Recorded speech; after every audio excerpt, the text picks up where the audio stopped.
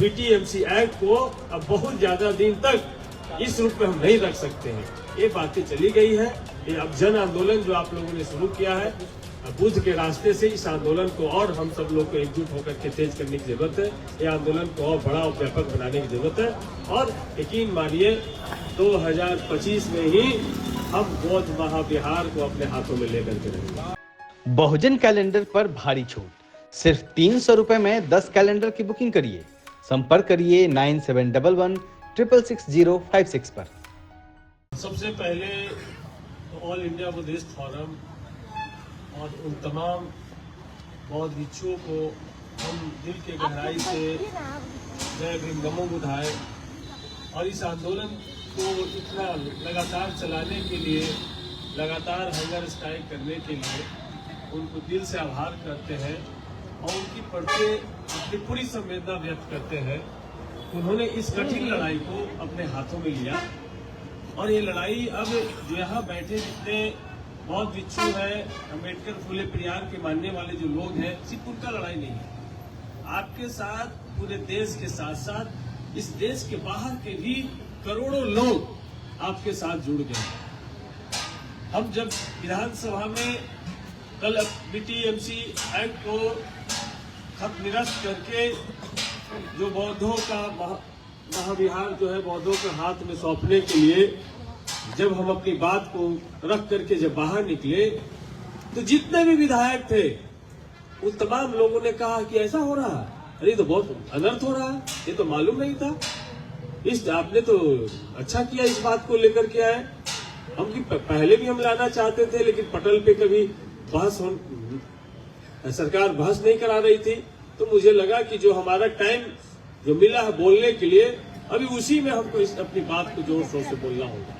और जब बोले तो सारे लोगों ने, यहाँ तक कि सरकार के जो पक्ष के जो माननीय मंत्री लोग हैं वो भी हमारे पास में आए और उन्होंने कहा कि आप इस लड़ाई को तेज कीजिए, एकदम बीटीएमसी एक्ट को खत्म होना चाहिए और बौद्ध महाविहार बौद्धों को हाथ में मिलना चाहिए। ये सरकार के मंत्री का ये तो इसलिए ये लड़ाई सरकार नीतीश कुमार जी ने पूरा एक एक चीज को बारीकी से सुना और सुनने के बाद लग रहा था कि वो ताली बजा देंगे। क्या बीजेपी का दबाव है? ये तो किसका दबाव है ये हम नहीं कह सकते हैं, लेकिन पूरे देश में दबाव में सब सरकार चल रही है। ठीक है? और बीटीएमसी एक्ट आप इसी तरीके से एकजुट रहेंगे और करोड़ों लोग आपको समर्थन देने के लिए अपने घर परिवार को छोड़ करके एक आह्वान पे बोधगया आ सकते हैं। ऐसा माहौल आप लोगों ने बनाया है और वो दिन हम देख रहे हैं बहुत जल्दी बोधगया का चप्पा चप्पा भर जाएगा बुद्ध और अम्बेडकर और फुले के मानने वाले लोगों से, यदि सरकार इसको गंभीरता से नहीं ली। इसलिए आपकी लड़ाई बहुत आगे निकल गई है।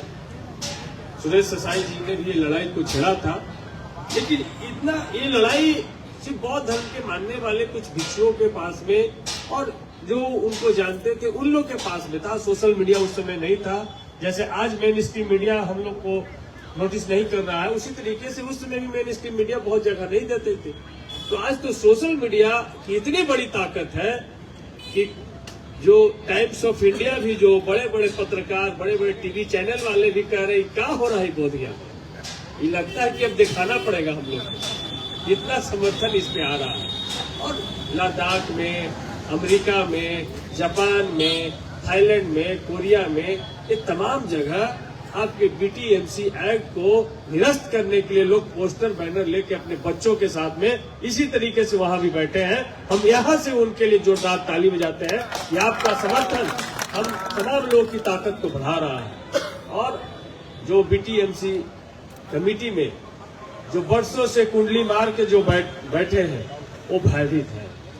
ये जो हमारे वहां गोल चक्कर से जो हम लोग को धरना हटा करके जो यहाँ भेजा गया, ये भी एक बड़ी कंस्पिरेसी, बड़ी साजिश की गई कि वो उनका जो धंधा है उस धंधे पर ये पहरेदारी शुरू हो गया था। इसलिए उन लोगों को लगा कि भाई अभी सीजन चल रहा है, लोग आ रहे हैं, तो यदि इसको नहीं हटाया गया तो पुलिस प्रशासन के लोगों से मिल करके उनके साथ पता नहीं क्या सेटिंग गेटिंग करके और हुआ कि भाई इनको किसी तरीके से आप खाली यहाँ से हटा दीजिए, इसके बदले में हम आपको क्या क्या देंगे। अब उन लोगों में क्या क्या बात हुई होगी, तो सारी बातें हम लोग तक पहुंच करके आ रही है। लेकिन आपके लड़ाई से, आपके इस आंदोलन से सरकार से लेकर के तमाम, नीतीश कुमार से लेकर नरेंद्र मोदी इस आंदोलन से हिल गया है और बीटीएमसी एक्ट को उनको निरस्त करना पड़ेगा। और आर्टिकल 25 से लेकर आर्टिकल 28 में जो आपके धार्मिक स्वतंत्रता का जो अधिकार है, आपको धार्मिक स्वतंत्रता मिलेगा, ये हम आपको यकीन दिलाते हैं।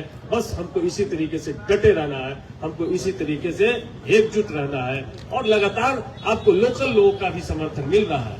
लगातार जो बहुजनवादी जो लोग हैं, जो अम्बेडकर फुले पेरियार की विचारधारा में चाहे किसी पार्टी में हो, वो तमाम लोग आपको समर्थन दे रहे हैं और उनका समर्थन आपको मिल रहा है। इसलिए आप जो लोग यहाँ बैठे हैं वो अपने आप को अकेला नहीं समझे। आपके साथ करोड़ों लोग चाहते हैं, करोड़ों नहीं करोड़ लोग चाहते हैं कि बौद्ध महाबोधि महाविहार बौद्धों के हाथ में आए, जहां पर गौतम बुद्ध ने अपने ज्ञान की खोज की थी। ज्ञान जिनको यहाँ उन्होंने खोज करके पूरी दुनिया में इस ज्ञान को लेकर के गए थे, उसी तरीके से फिर से ये पूरी दुनिया के बौद्धमय दुनिया बनाने के लिए ये जरूरी है कि महाबोधि मंदिर हमारे बौद्धों के हाथ में सौंपा जाए। इसीलिए हम कल विधानसभा में इस बात को रखे हैं और सोशल मीडिया से लेके तमाम जगह पे जो हमने बात उठाई है उसकी चर्चा है और हमारी पार्टी भी आपके साथ में खड़ा है।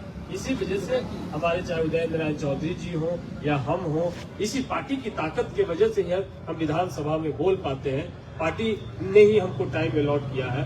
तो इसीलिए ये मत कहिए कि पार्टी के अगर हमारे नेता नहीं आ रहे हैं तो आएंगे, आपका लड़ाई और बड़ा होता चला जाएगा। सबको एक दिन यहाँ पर आना पड़ेगा, यहाँ पर राहुल गांधी को भी आना पड़ेगा। जी विधायक जी, जब आप ऑफिशियली रूप से विधानसभा में आवाज उठाए तो क्या रूलिंग पार्टी की तरफ से कोई ऑफिशियली बयान जारी हुआ है या वो बयान जारी करने के लिए बात बोले? नहीं, सबसे पहली बात तो आपके विधानसभा के रिकॉर्ड में बात चली गई जी।